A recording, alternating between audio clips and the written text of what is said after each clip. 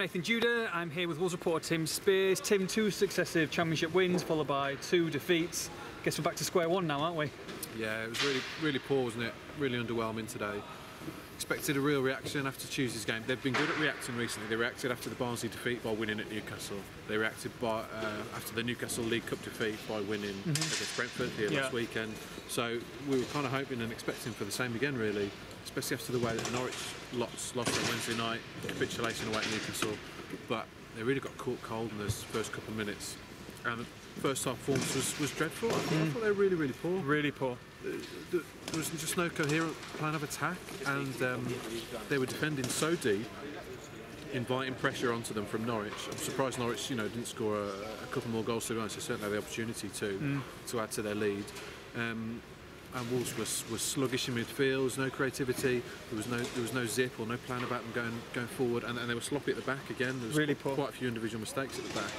So it was improvement in the second half, but it was too little, too late when that improvement came around. I don't want to single out individuals, but I am. Like, we've praised Danny Batth this season for the start he's made. Obviously signed a new deal.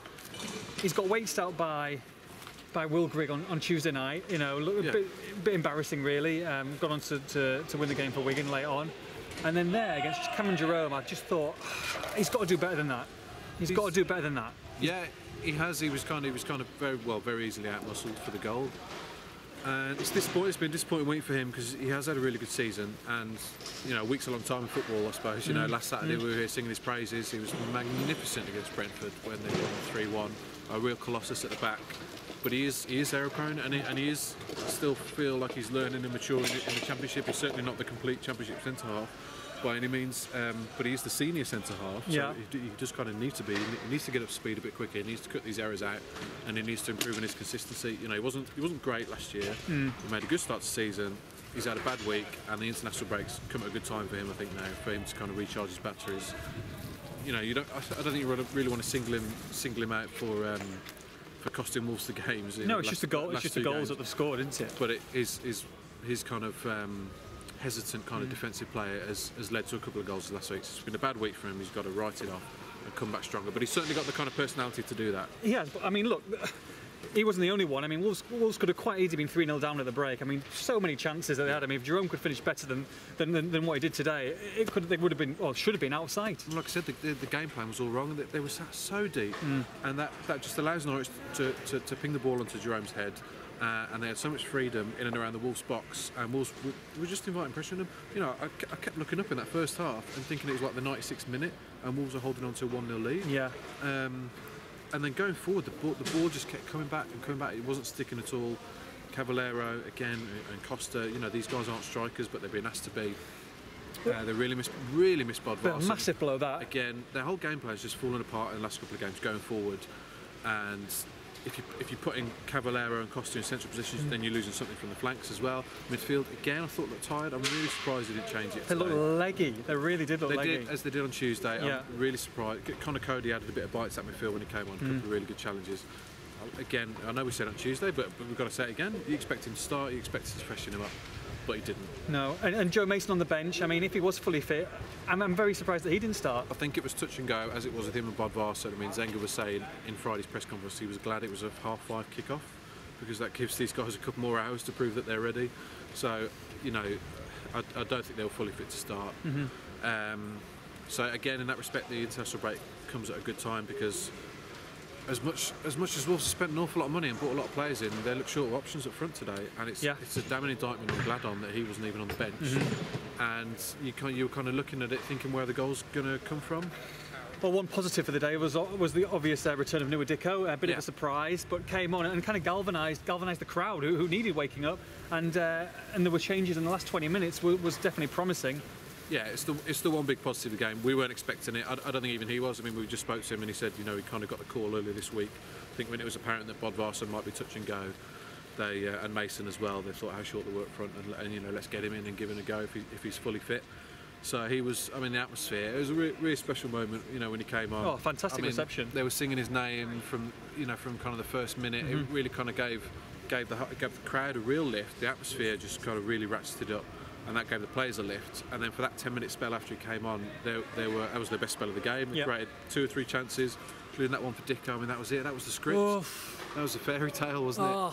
Man. He's got to bury that. I mean, fitter Dicko and more confidence he's taken that first time into, but you just saw that incisiveness. Yeah, that was the one. That was the one. And then I think 6 minutes later, Brady sticks one in the top corner for 25 yards. Yeah. And it's game over. Yeah. But no, he had a different dimension towards his game. I mean, he did more in that kind of a direct attacking approach in 2 minutes than Caballero did in 70 before it. So made a real difference. I can't wait to see him back fully fit. Him and Bodvarsson up front, I think it's a great prospect. So next couple of weeks are going to be really important for us to get these few players back, and Courtney Howes is out as well.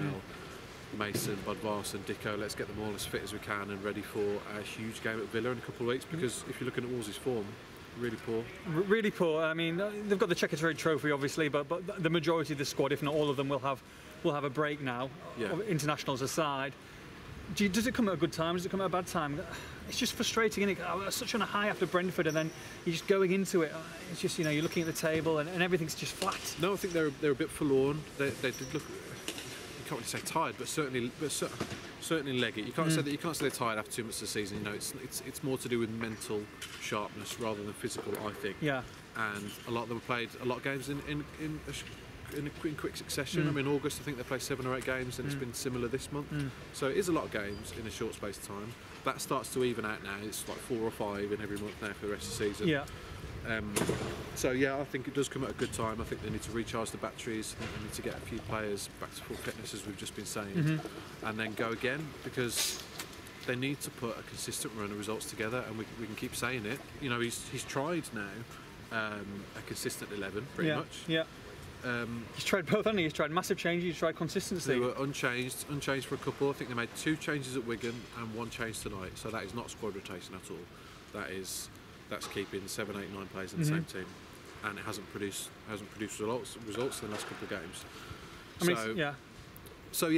think it's 4 defeats in 7. It's 2 defeats on the spin. I think they need to sit back and take stock and go again at Villa.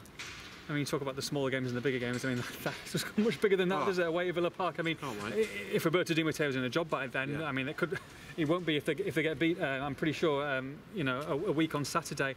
It's just a huge game, and what we've seen from these players so far, especially the ones who have come in, is that they rise to the big occasion at Newcastle, and I mean, set it up for if you want to get 3 points. That's the place to go and do it, isn't it? True, but today was a big occasion for me. Yeah, you're right. From the Sky cameras. First Sky game of the season, Norwich high flyers, a lot of great players, and a big chance for Wolves to react from Tuesday. And I'm trying to go positive. I'm trying to go positive to finish off the film. I'm just trying to be realistic. Okay. All right. No, everything's brilliant. Yeah, no. Go on. No, well, that's my point. Today was a good game. They should have raised their game. They should have been at it from the first whistle. It's 2 games in a row. They've conceded an early goal now as well. Yeah. So there were just quite a few problems there that need ironing out. And like I said, break comes at a good time. Let's see what they can do in 2 weeks. Massive game. Can't wait. Huge game, disappointing night for Wolves. For the post-match reaction on this one, make sure you log on to expressandstar.com.